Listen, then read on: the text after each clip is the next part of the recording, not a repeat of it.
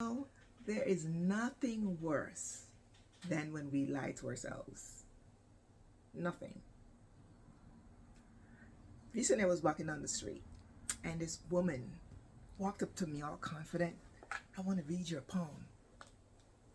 And I said, I'm a Christian. I believe in Jesus. And she says, I believe in Jesus too. And I'm thinking, maybe she believes in Jesus, but not the Jesus of the Bible, because he doesn't do fortune telling.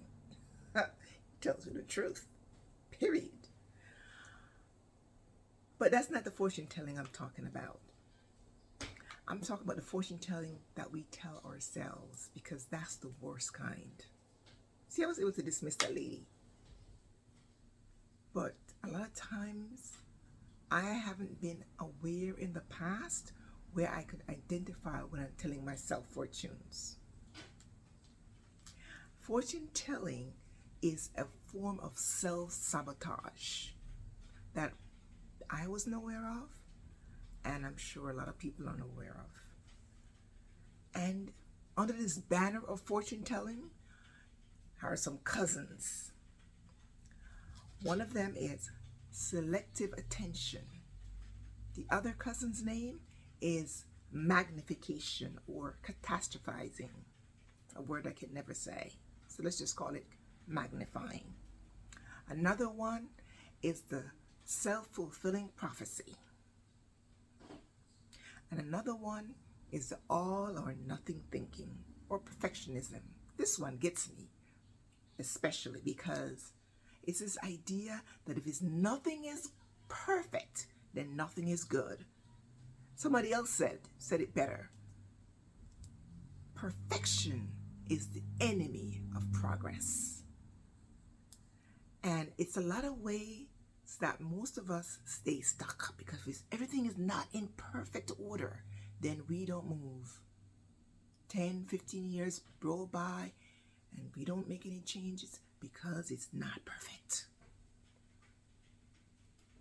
Are you engaging in that fortune-telling scenario where you're perfectionist? How about the one that talks about being a magnifier, where today, for example, outside we have a situation with the air quality. An example would be, oh my gosh, I'm going to get cancer, because you make the situation larger than life. Now, you could get cancer, but not necessarily. But that's the nature of that distortion. Another distortion is the self-fulfilling prophecy, where a fortune teller could walk up to you on the street and tell you some story about how much the love of your life, you met him last night. He has the 6 feet and the 6 abs and the 6-pack and the 6 figures, 666. Meanwhile, there's a whole bunch of other red flags, but you're not paying attention to that because you're only seeing what you want to see. So in a way, it fulfills, like, quote unquote, he is the love of your life, the man you should marry. Fulfilling prophecy, self-fulfilling prophecy. And the other way that we self-sabotage is selective attention, where we give a particular set of circumstances or scenario this attention so that it starts to look the way we want it to look because of our own internal biases and distortion. So it could be an event or a set of circumstances, and because we want to see it that way, it starts to look that way. All of these that I just mentioned, the selective attention, the self-fulfilling prophecy, the magnifying, and the perfectionism, are all cousins to this sabotage called fortune telling. The big question for us is to ask ourselves, how are we doing this in our lives and not know that we're doing it? How are you doing it in your life and not being aware that you're self-sabotaging, where you're keeping yourself at a very low altitude because you haven't taken the time to invest in coaching that will help you to heal, aspire, and grow.